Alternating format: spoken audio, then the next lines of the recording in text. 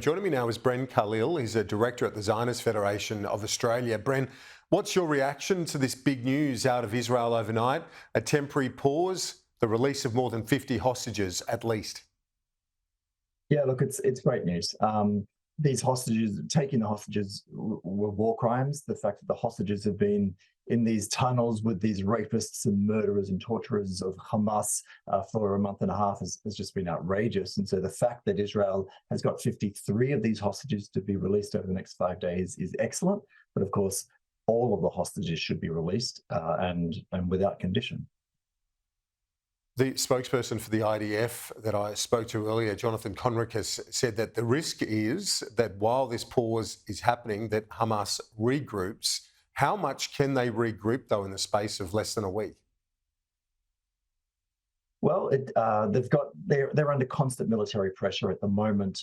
Israel is constantly finding and destroying tunnels and tunnel entrances and so forth. If there's no military action for 5 days, they can rearm, they can regroup. Just that lack of pressure, that military pressure for 5 days will without doubt create a military advantage for Hamas. But if that pause is the price to get these 50 hostages home, then that's a pause. That's a price worth paying. And there is a potential for a longer pause, with the Israeli government suggesting that for every 10 further hostages, that would see another day in pause of hostilities. Is there a potential here for the entire number of hostages to return home? I don't think so. I certainly hope so, but I don't think so. I think Hamas is under.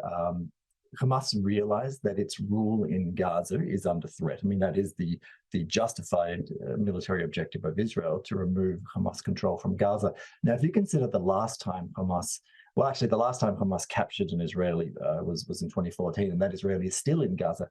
But before that, in 2006, Hamas took an Israeli soldier captive, and that soldier was in Gaza for 5 years before a hostage deal was released. So the fact that these hostages have only been released after only 6 weeks shows me that the military pressure that Hamas is under, they're having this pause because they need to regroup.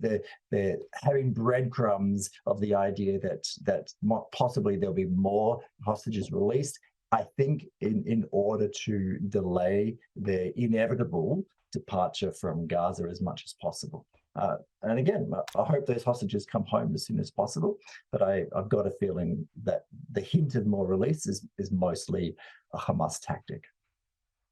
More than 50 hostages, 30 of them children. Yep, a welcome development. Bren Carlill, director at the Zionist Federation of Australia, thank you. Stay with us after the break. These are live pictures from the Israel-Gaza border, where it's approaching 6 a.m.